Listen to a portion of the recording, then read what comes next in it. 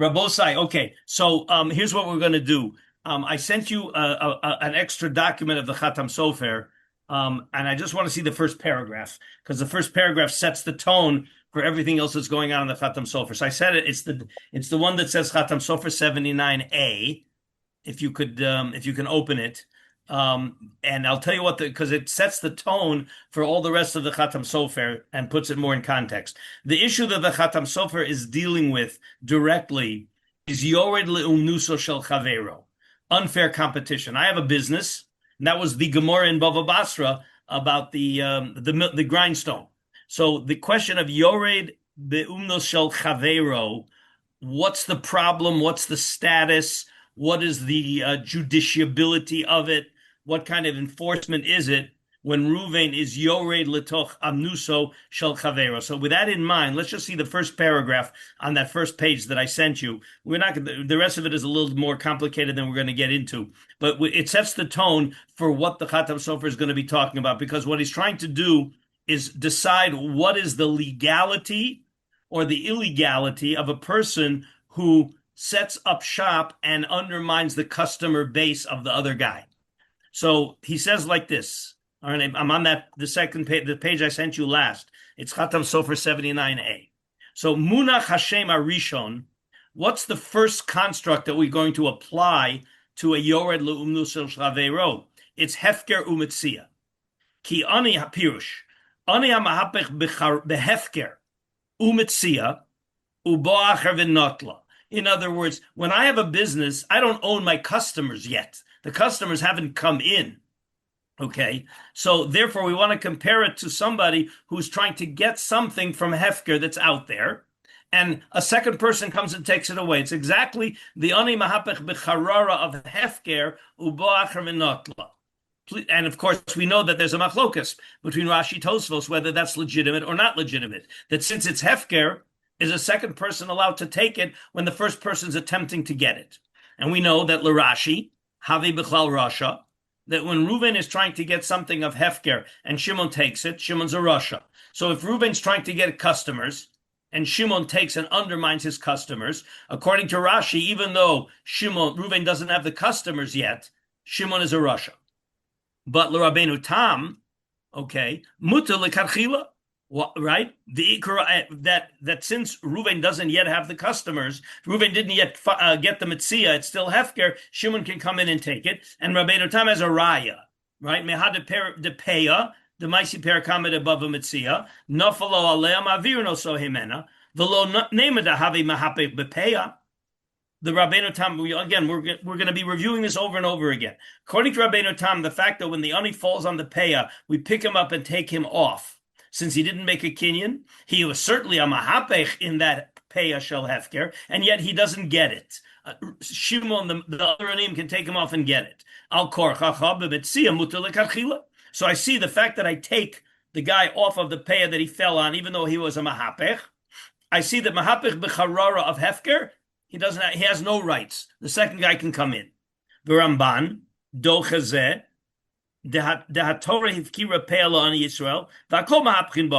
remember, the Ramban defended Rashi by saying there's no raya from there because the peya that Reuven is being mahapech in by falling on it, all other aniyim are automatically also mahapchin for it, even before Reuven got there, because the Torah gave them equal rights. So Reuven can't claim that he was an aniyah mahapech b'charara to the exclusion of Shimon, Levi, and Yehuda. Okay, so that was the famous machlokas Rashi defended by the Ramban with Tosfos that wanted to bring a raya from the Peah. And now here's something we never saw before. Okay, Uvi Yerushalmi, Isa lehedya, the Yerushalmi says about this scenario of Reuven falling on the Peah, and then Shimon, and then the Aniyim taking him off, and they can take it. De konsin also. Mishum sherotze lahafsid aniya Yisrael b'mashe zochta lehem Torah. The Yerushalmi goes much further. The Yerushalmi says, you know what? We're penalizing Reuven for falling on the peah and not before he actually made a kinyan, trying to deprive other aniyim of it, and that's why we pick him up and take him off. It's a knas. According to the Yerushalmi, it's a knas. So what are the implications of that? Ulafi anius daiti sphere le Rabbeinu Tam lahach shinuya de perakama de bava mitzia benefila nichale delikne. So now we're going back to the Bavli. If you remember that the Bavli said that how come the Dalet Amos doesn't give him the payah? It's because by falling on it, he didn't want to make a kinyan. Nimtza kol mi shekarim bedalet Amos kvar kana hapeya v'kvar nistalku aniyei Yisrael. Here's getting tricky. If Reuven the Ani had wanted to use the Kona Dalet Amos, okay, if he wanted to use Dalet Amos, as soon as he got within the Dalet Amos, would he own the payah? Yeah. If Dalet Amos Konas lo b'chol makom, then Reuven, when he got within Dalet Amos, would own the payah. The only reason he doesn't is because he didn't want to use Dalet Amos. He fell on it. Right. But does payah have to? Wait, just hold for one more minute. But in theory, he could eliminate all the other aniyim from this payah by going within Dalet Amos. Right. Okay. So nimtza kol misha kadam Dalet Amos kvar kana hapeya the kvar nistalku aniyei Yisrael unehi shehu gila daite deloni chalele mikne bedalet Amos v'holach v'nafalo alea. So this ani gave a gilui das. He made an announcement, but when did he make the announcement that he doesn't want Dalet Amos? By falling on it. Only by falling on it. So he's within Dalet Amos. As far as the Aniyim who are observing this, what do they see? They see that somebody's falling on Hefker, that's all. Before that happened, what did they see? That he's on the Dalet Amos of this place. Yeah, that Reuven is within Dalet Amos. They don't know that he's not planning on making a kinyan and that he's going to fall on it. So the minute says the minute Reuven walks into within the Dalet Amos, basically he's already told Aniyim stay away, even though he didn't tell them that, but they think they have to stay away. Well, I want you to see this inside. It's a very nice idea. Like they have to think that. They should think that, basically. That's what we're saying. No, they would think that. They will? Of course, because if they don't know he's not planning on making a kinyan. So the default observation of all the aniyim is, Reuven walked into Dalet Amos, we're out of here, we better go look for some other payah. They're educated. Okay. Right. Nimtza. Look at this inside. Again. Nimtza. Kol misha kadam bedalet Amos, kvar kana hapeya, v'kvar nistalku aniyei Yisrael. V'nehi shehu gali daite, delo nichale lemikne bedalet Amos, v'halach v'nafal alo ale. He showed that he doesn't want to acquire it with Dalet Amos. Mikol makom, my time with lemikne say, hold the Shavik Rav Chalaniyim, Mishashin Iskarav Lepeya, Ad Shas Nefila. The Yerushalmi says we're penalizing him. And we're asking a question, why are we penalizing him? What did he do wrong? He walked in within Dalet Amos, and the Anim thought that he's going to be caught, and they went away. Why does he deserve a knas? That's the problem. Okay. Where does that question end with the my timer? The nehisha who golia daite de lo nichale le mikne bedalet Amos the holach v'nafal ale mikol makom my time le mikne say hoil v'shavik rav chala aniyim mishashin is karev lepeya ad shas nefila. Before he fell on it, could the aniyim have gotten it? Sure, not anymore. No, because they could have gotten it. They just thought they couldn't get it, but could they have gotten it? Yes, but they can't think his mind. They don't know his mind. So then, what? So what? But you can't penalize him for falling on it. The knas is he fell on it. Before he fell on it, does he deserve a knas? No. Did he do anything wrong? No. But the aniyim thought that they can't get it anymore. So falling on it didn't do anything. The only thing is that when he went within Dalet Amos, he wasn't planning on getting it. Again, look at this inside. He's saying very sharp.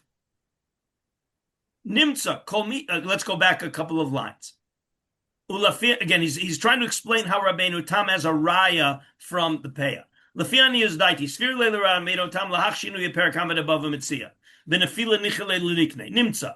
Kol mi shekadam bedalet Amos kvar kana hapeya v'kvar nistalek aniyei Yisrael. If he would have wanted to be koneh bedalet Amos, he could have, and the aniyim are out.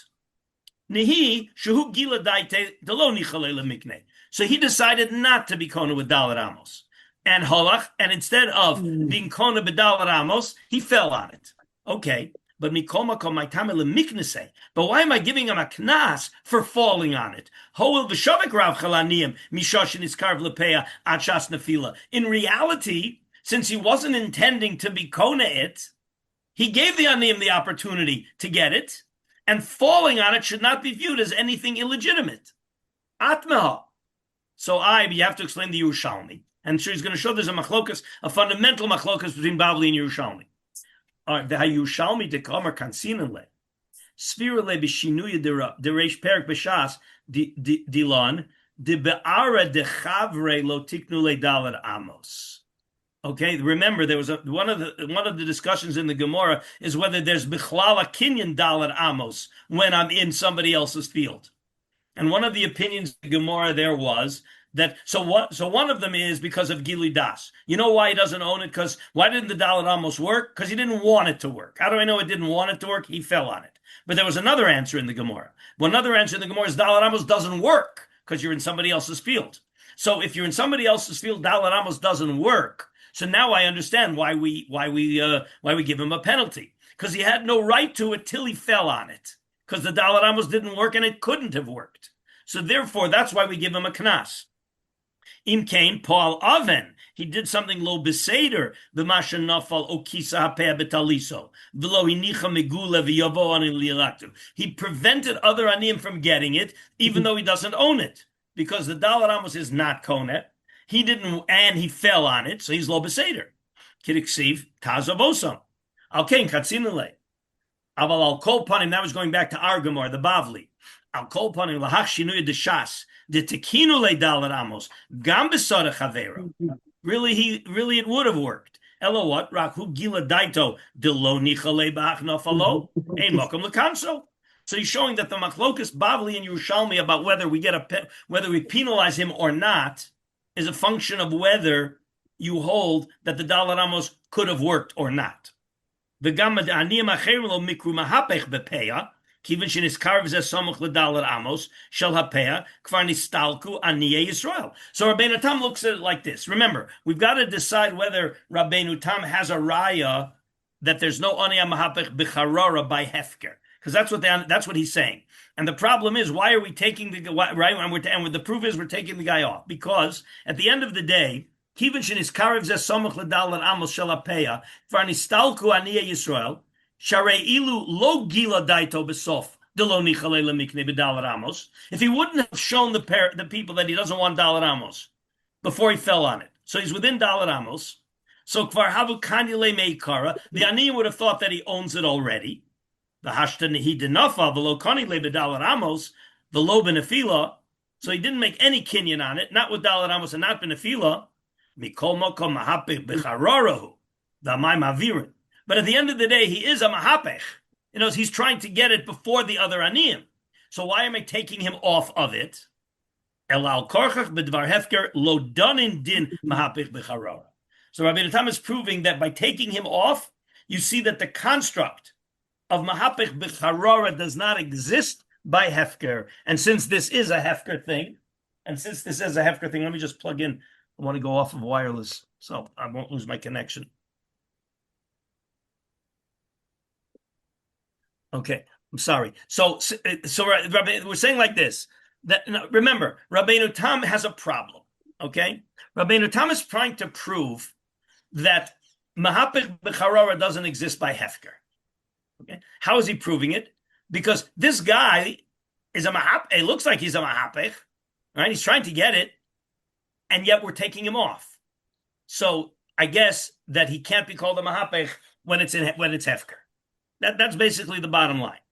I'm sorry, okay? Where did we leave off? The fourth line before the end. At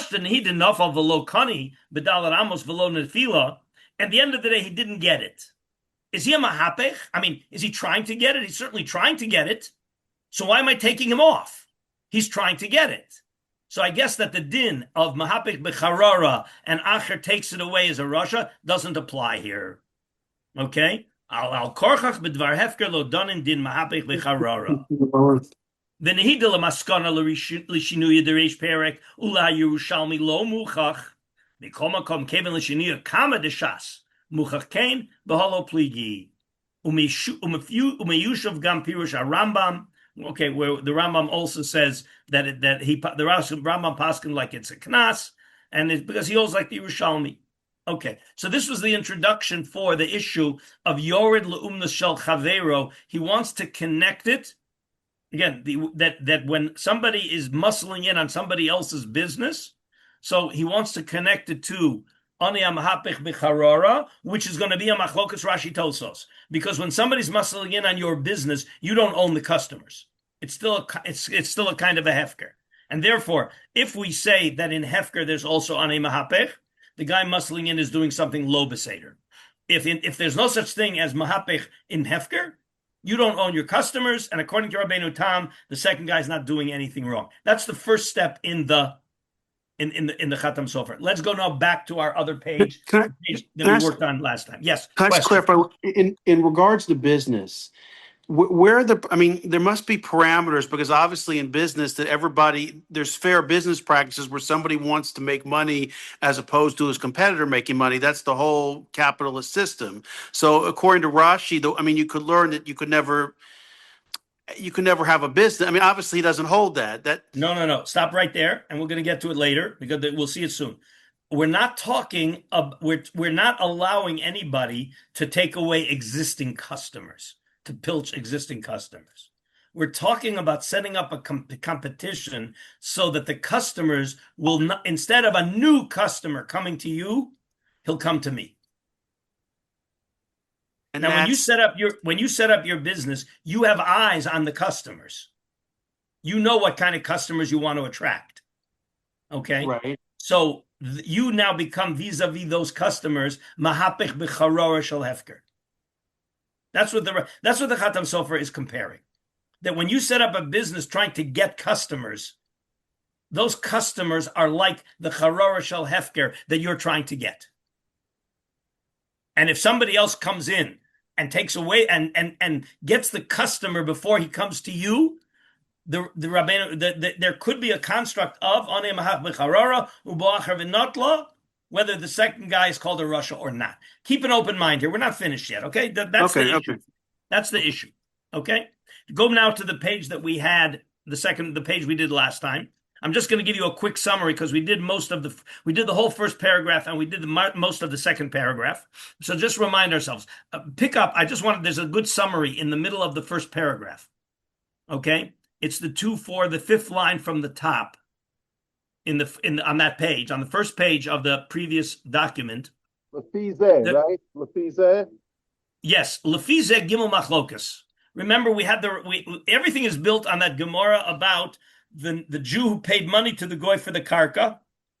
He didn't yet make a kinyan. Harehen Midbar, and Shimon swept in and took the karka. Okay, and now so it sounds like Harehen Midbar, and Shimon walks away. He got it. Shimon got it. The Rashbam there said something unique. The Rashbam said he's a Rasha. Why is he a Rasha? Because at the end of the day, the first guy, when he gave money to the goy, is certainly a mahapech becharara. Okay? And yes, it's hefker, but they want to prove that the Rashbam holds like Rashi. Clearly, according to Rashi, the second guy's a Rasha, because he took hefker when Reuven was trying to get it. Okay? So Reuven did more than try to get it. He paid money for it. Okay? So the Rashbam, who says it's a Rasha, Tosfos right away jumps on that. The Rabbeinu Tam jumped on the Rashbam and said, "Why is he a Rosh? It's hefker. It's Harei and Kamidbar. It's a hefker." So from that, the Rishonim want to extract three shitos. Lefize machlokas Rashi. Lefize gimel machlokas.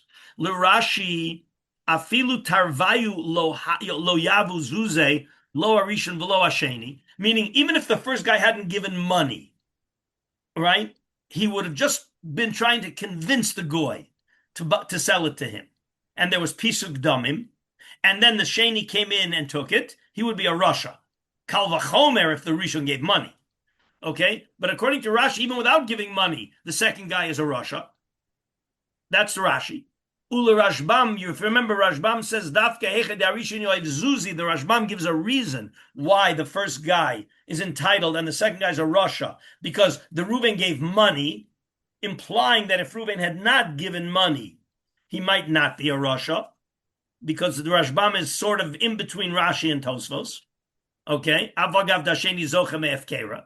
Ula Rabbeinu Tam Dafka Hechid Hasheni Eino Zocha Me'ahefker. At the end of the day, could Shimon ever get this field from somewhere else? This nice Hefker field that's Kamidbar. Does Shimon have access to it somewhere else? Says Tosfos, Rabbeinu Tam, anytime there is something of Hefker that the second guy can't get anywhere else, he's not called a Rasha. He's allowed to swoop in because he can't get it anywhere else, and it's only in a business deal where we tell the second guy, hey, why are you doing a business deal here? You can do business deals somewhere else. And anytime it's not available somewhere else, says Rabbeinu Tam, he's not called a Rasha. So we have the three shitos. Even if it's complete, even if it's a complete hefker, Shimon is called a Rasha. Rashbam, if Reuben gave money and Shimon takes it, he's called a Rasha. He's not a Ganaf because when the Reuben gave the money, but at the end of the day it became Hefker. And Rabbeinu Tam holds that there's no such thing here and that Shimon is absolutely within his rights. Okay. Now, continues we just saw this again. All right. Umiu marik lo pirish lehedya, my mal yusa dezuziderisha. Wait a minute. What does giving the money, why does that change the deal? Okay. And the implication from the Marik is because, well, it's like a tircha, which makes it pisuk damim. But the Marshal says, mapitom. The reason is because of hefsed. In other words, the reason why Shimon's not allowed to do it is because he's causing Reuven a monetary loss. Okay, but just because Reuven was making effort for it, that's not good enough. Okay, and therefore the Rashbam really falls in right between Tosfos and Rashi. Okay. And now the Chatam Sofer in the next paragraph. L'chora pshitus l'meimer delav mishum pseida derishon. Ella mishum, he makes a new invention here. It's not because the Rishon is losing the money, but if he wouldn't lose money, it would be okay for the second guy. He's saying something much deeper. Who created this Hefker? Remember, this is what we talked about. The Rishon created the Hefker, because without the Rishon, it would never be Hefker.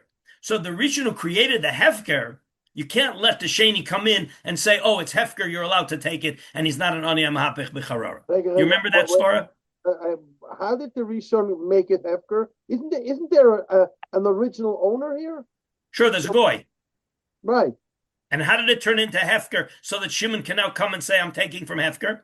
Because the Rishon made a mistake in his dealings. He paid the money. But the question is, again, so Marshal, is it because he paid money and there's a monetary loss? Or there's something more fundamental? It's not because he paid the money and there's a monetary loss. Even if there would be no monetary loss, the first guy is the one who created the Hefker. And if Reuben created the Hefker, it's inappropriate for Shimon to come in and take advantage of that, in contradistinction to when Reuben is just looking for a Metzia, where the Hefker was already there. Let's see this inside, because this is a beautiful piece. And this is really very, very nice in Svar, in Lumdis.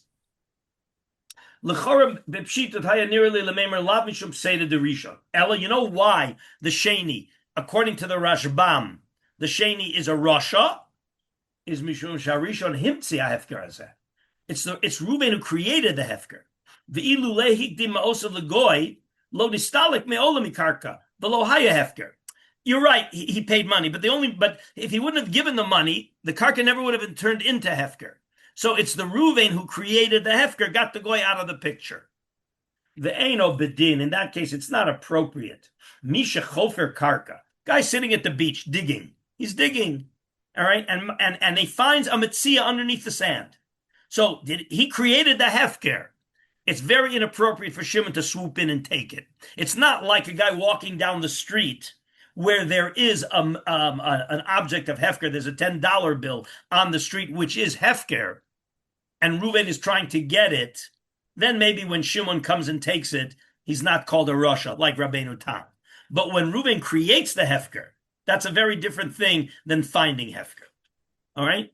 Misha chofer karka umamsi metzia ba'olam sheyavuzu acherim yagiu, that other people are going to come in. That's mamish lo beseder.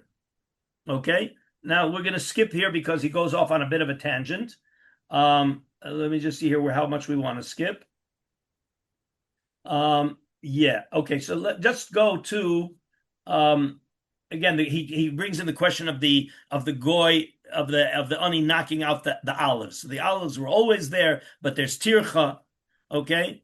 Anyway, so basically we have here a three-way machlokes. He's summarizing a three-way machlokes.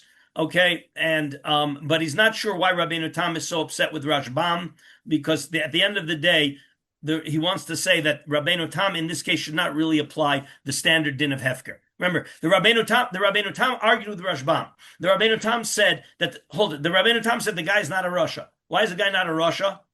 Because it was Hefker. He took it from Hefker. He can't get it anywhere else. Okay, but the Rashbam says, oh, but wait a minute, it's not Stam Hefker. It's a unique case of Hefker. Okay, and therefore it's inappropriate for the second guy to take it. Okay. Yes, Daniel, what's your question? I already last time, excuse me, Rabbi, I did not understand the case of the olive tree, because there, the guy who knocked the olive tree, he invested his strength. So how come when the other aniyim come and pick up the fruit that he got down, and how come they're not called Rishoim? You got it backwards. They're worse than Rishonim. They're called Gazlonim Midrabanan.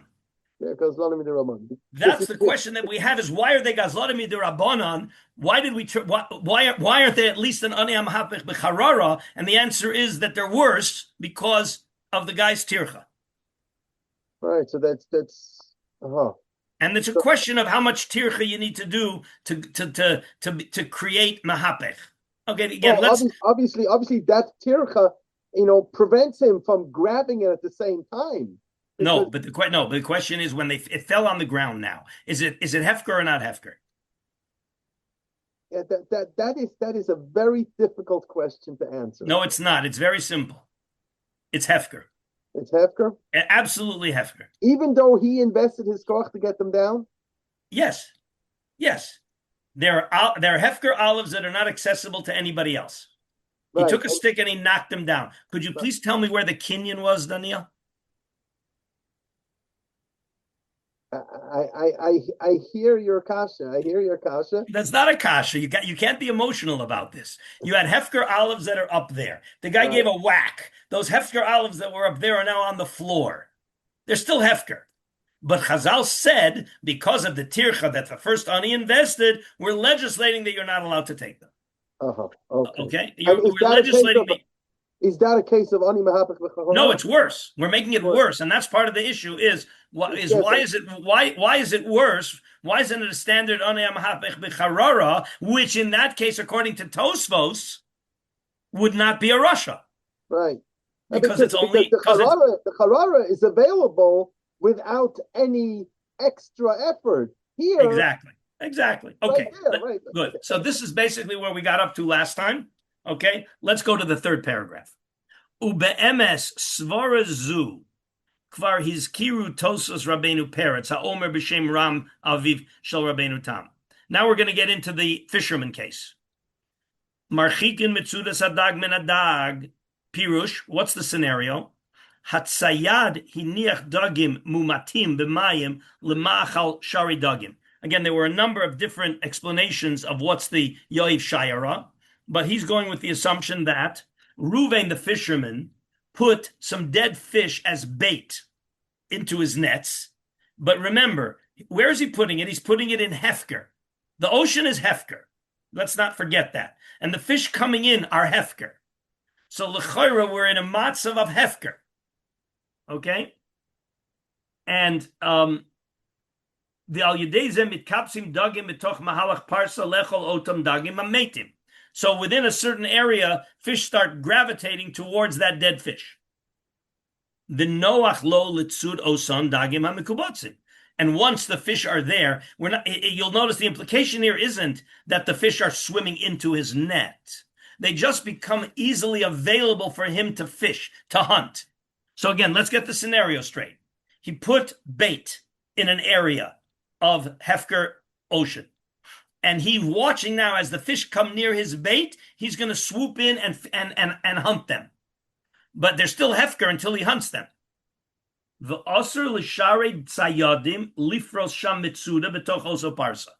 no other fisherman is allowed to put a hunting net within that area around him. Why? So what we're really saying is he created the hefker that those fish are now coming. Once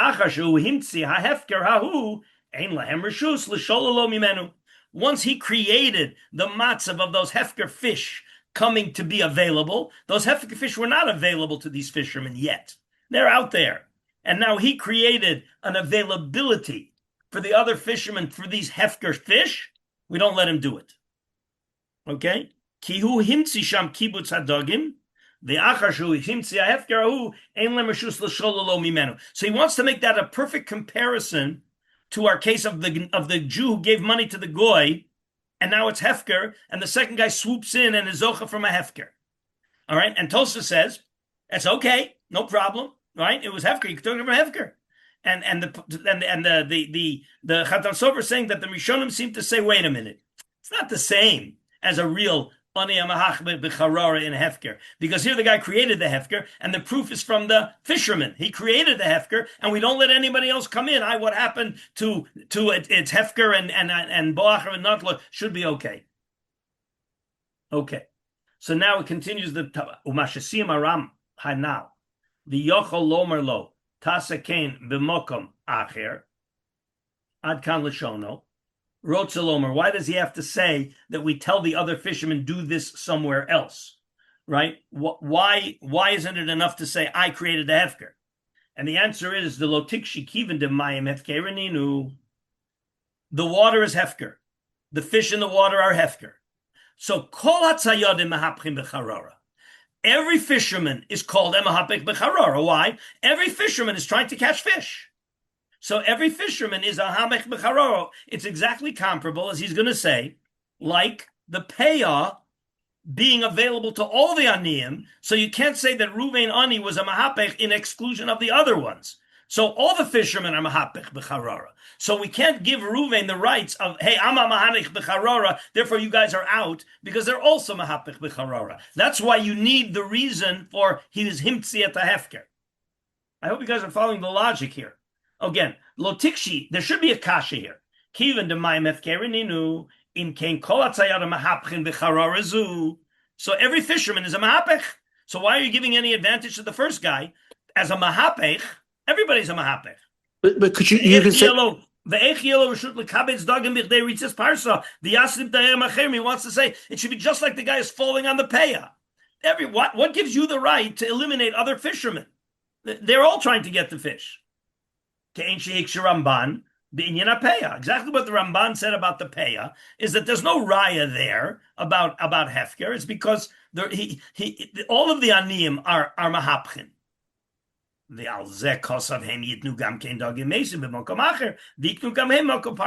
It's a big ocean, and therefore the reason the first fisherman has a right to put a fish there and eliminate them, even though they're quote also mahapchin, is because the ocean is big and they can do exactly what he did, and therefore we push them away. Ke'ein shehikshura. I'm sorry. All right. Okay,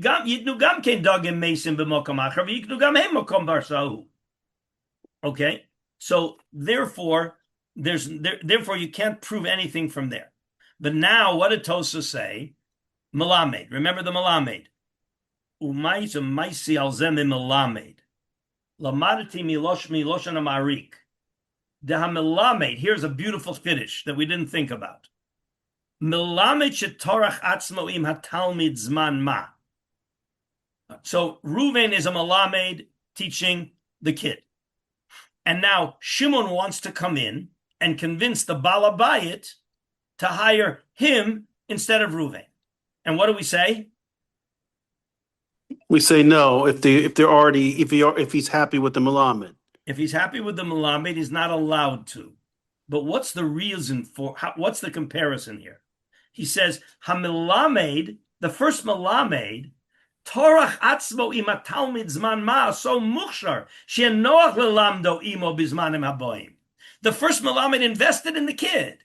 He spent a lot of time. The kid is now more easily learnable, teachable than he was. So that would be very unfair. That would be mamish like he's comparing it to the guy who created the hefker. I created the hefker. Now you're going to come in and it's hefker. You're right. The kid is, anybody can come. You don't have no rights. You have no rights. But since the first Melamed created the situation that is going to be beneficial to the second guy, we're not going to let him do that. Now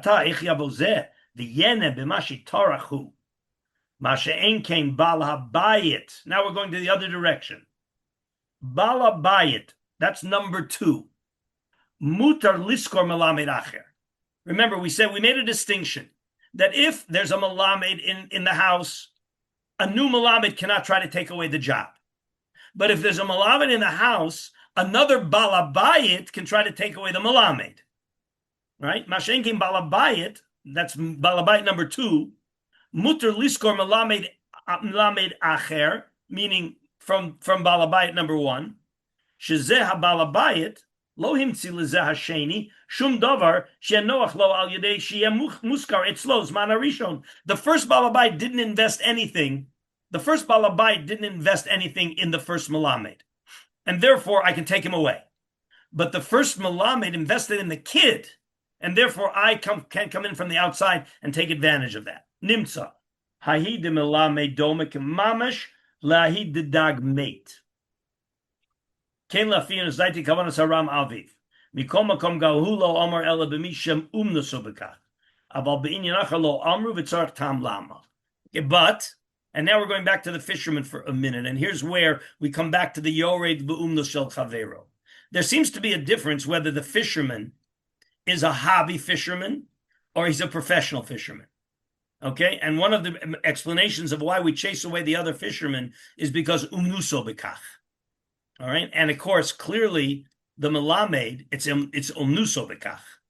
All right, and the question is, when we chase away other fishermen, when it's umnuso bekach, okay, so then it may be we have to decide where this falls, and that's what he's saying is lahid melamed dome mamash lahid dag meis. All right, but in the dag mace, we talk about chasing away the other fishermen because it's umnuso bekach. All right, and the same thing, if I want to come in and hire myself in place of the existing melamed, the existing melamed is umnuso bekach. The existing melamed, that's his profession. And therefore, just like I chase away other fishermen to protect the guy who's umnuso bekach, the first fisherman is umnuso bekach, and I chase away other fishermen, I will chase away other melamdim who are trying to take away the job of the first melamed, because the first melamed is umnuso bekach. And that's the question: is that the reason, or is it a reason because hu himtzias ha'hefker? Again, there are 2 reasons why I won't let the second melamed take away the job from the first melamed. It could be because simply the first melamed is umnuso bekach, and I never allow a second person to muscle in on umnuso bekach. That's the first fisherman. Or it could be that since the first guy created the resources that the second guy's trying to take advantage of, we don't let him do it. Rabbi, why does the hobby make a difference here? In the fisherman case, according to most Rishonim, one of the reasons why we give rights to the first fisherman is because it's his profession. And if you're talking about hobby fishers, they're still then it's all hefker, and therefore a hobby fisherman may not be entitled to the same protection that a professional is entitled to. That's because none of the hobby fishers are hungry. Something like that. It's not their profession. In other words, you got to realize, even though there's those who are more gifted, and then this guy was smarter and he knew how to do it, and the other guys are just, like looking over his shoulder and taking advantage of him. Okay, you got to know here. We got to ask, what's the default? The default starts with the fact that everything is hefker. Mm-hmm. Okay, and therefore you're doing something in a hefker area. What right do you have to stop me from doing exactly what you're doing? I'm not doing exactly what you're doing. I'm taking I'm taking advantage of the situation that the first hobby fisher created. Again, who said that? Where did you get that that's entitled to protection? You've got to realize, and here we're going to get, that's the next paragraph coming up. Protection, they're there, but it's definitely not nice, right? Okay, so now we're going to get, now here's where the rubber hits the road. This whole idea of where'd that come from? Where'd that come from? It's a Gemara, no? Okay, so now, next paragraph. Okay, next paragraph. Okay, so HaMehapech Hashem, let me see, my door is slamming, just one second.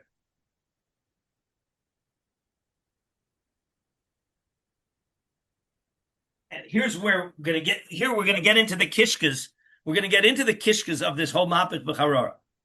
HaMehapech Hashem Hasheni. He's now looking, again, he's trying to focus on why we're going to stop somebody from competing with an existing businessman.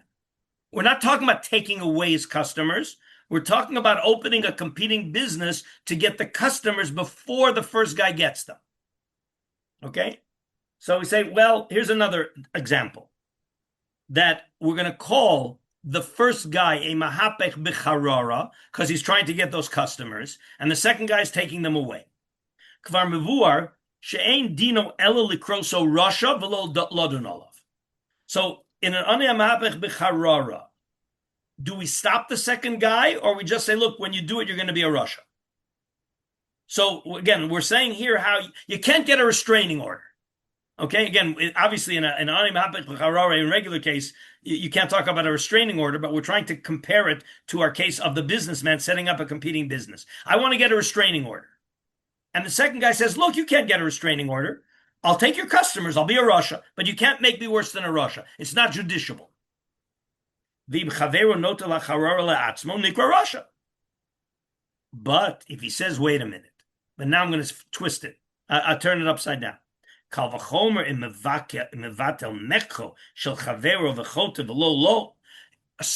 that guy who's undermining the business of the first guy and stopping customers coming to the first guy, he's probably at least a Russia and maybe worse, but he's certainly a Russia. And therefore, that since this is really worse than a Mahapech B'charora, because he's really doing something damaging, so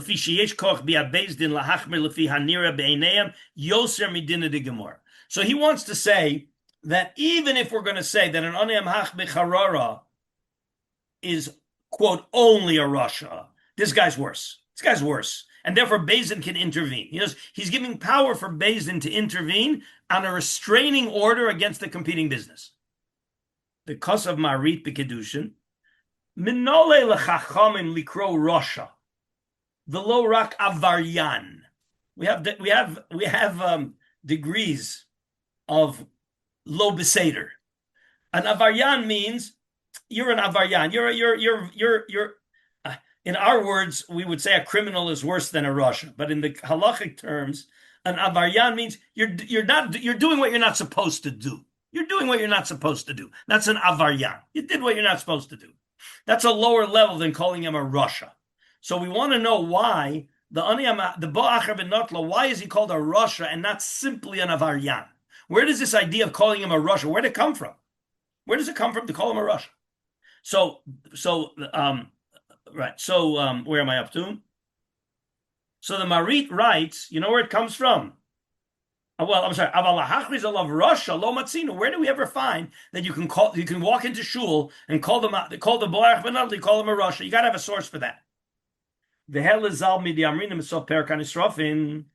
A Gemara that says, one second, did I bring the Gemara or not? No. Okay, but we have the psukim. Okay, here he quotes the psukim. There's a pasuk, es Eishes Re'ehu Lo Timei, Shelo yorad lenusar chaveru. I think we once saw this in one of our earlier sugyos.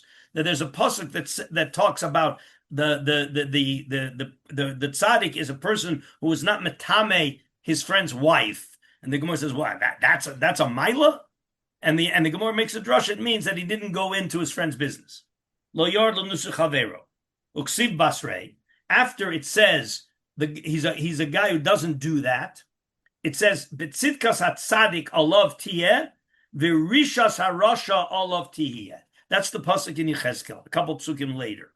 Okay, so it says that the guy who's not mitame ishes chavero, meaning he doesn't yored leumnus chavero, he's a tzaddik, implying.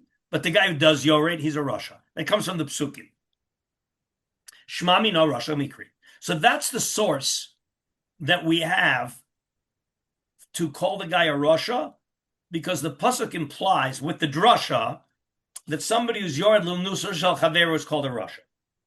Afal gav dehasam the yored lumnus the pasuk lechiyuse the chamer tei. Even though there the context of those psukim is talking about a yored lumnus chaveru where there's a taina of pasak dali lechiyusi. You remember in the Bava Basra Gemaras, there's a difference whether pasakta l'chiyusi, you're depriving me of my livelihood, I can't make a living because of you, or I'm just losing some parnasa. If you remember when we did the sugyas of unfair competition, there was a difference whether I'm just undermining your income a little bit, you're making a little less money, or no, you're not going to have any money to put bread on the table.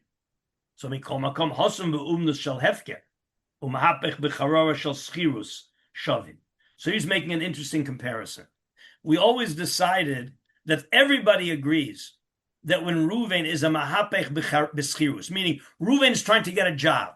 You remember when even Rabbeinu Tam will agree that the sugya of mahapech b'charor v'nikra of Russia, so that it's not applicable by hefker, is when Ruvain is trying to be hired by the baker.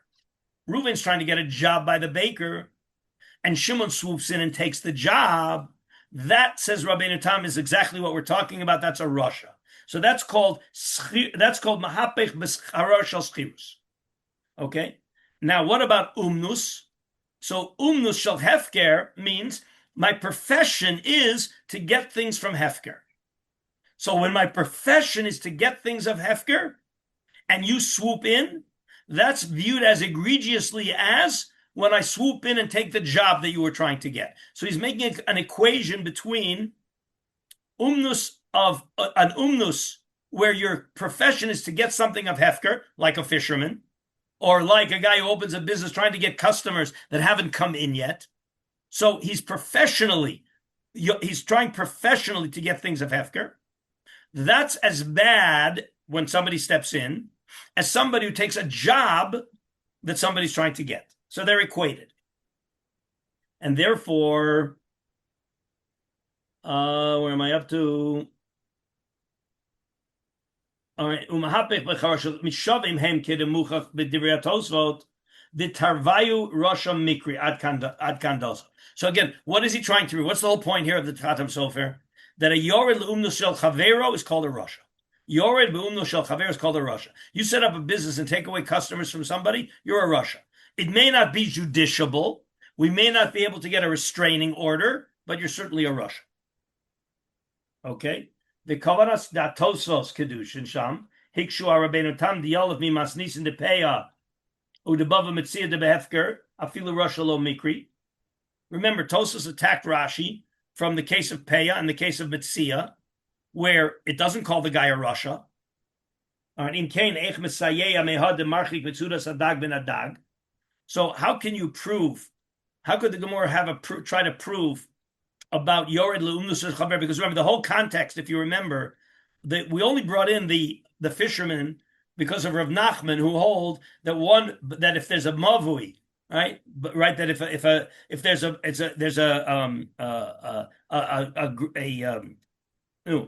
grindstone in the mavui, okay. So we can stop the second guy from opening up a competition, and we tried to bring a proof from the fisherman. Originally, we didn't think there was any reason for Yoav Sarah, and therefore the fisherman was exactly equated with the competing grindstone. Vod lemaskana nami shnuya ba'almahu delekas yata l'Rav Huna. All right, Davi Amina de Hasa Mishum de Yoiv Sayara Kamashlan Rav Huna Afilu lo Yoiv Zaria Nami.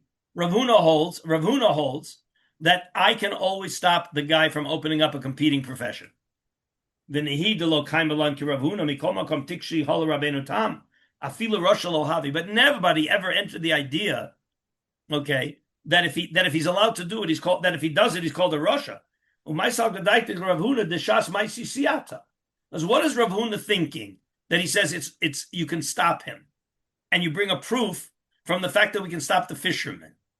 All right, Tirtzu Tosos Shiny Hasam Dim Nusubakach. You know why we brought a raya from the fisherman? Because the fisherman is profession. It's his profession that gives him extra protection.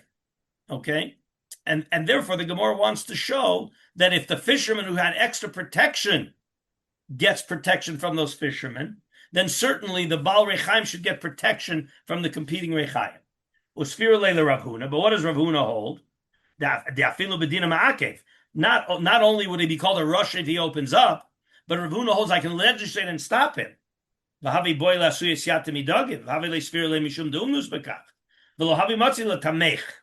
again, this is a whole shaklavitaria. Just go to the top of the next page, all right, where the Gemara gives back and forth shaklavitaria. Just want to skip it to Kamash Malon Rav Huna dafilu b'hachi ma'akev v'im kein. Here's the maskana, and we'll have to finish with this today. The maskana nehidelo kaimalon Rav Huna de ma'akev alav. Certainly, we're able to avoid. I'm at the top of the next page. I skipped to the top of the next page. After all the shaklavitaria back and forth, okay. So Rav Huna holds that you can stop the second guy from opening the competing business. And he wanted to bring a raya from the fisherman, and we said, no, there's no raya from the fisherman. Okay. So, therefore, Lamaskonam in the second line, Nehidalo Kaimalan Rav Huna, Dima'akev alav. What are we paskin against Rav Huna?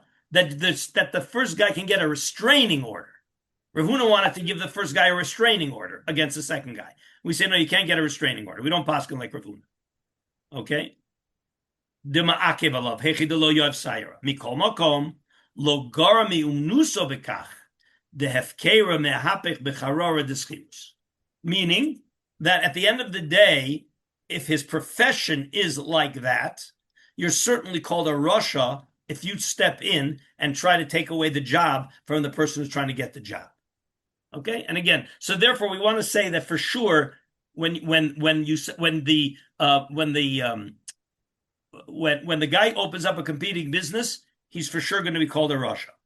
Okay, and therefore in the next paragraph we'll see the summary, and then we're going to go to the Pischei Tshuva back into the Shulchan Aruch. All right, so have the last paragraph ready for Sunday, and then we'll finish this and we'll do the Pischei Tshuva. But have a Shulchan Aruch so we can see exactly what the Pischei Tshuva is talking about. The Pischei Tshuva acts as this last paragraph of the Chatam Sofer, because that's the Chatam Sofer's opinion halacha l'maisa. Okay. Again, it is a little confusing. We'll try to summarize it all on Sunday. Seder? Okay. Okay. Okay. Yes, everybody. The Seder. Okay, Kol Tuv, everybody. Okay.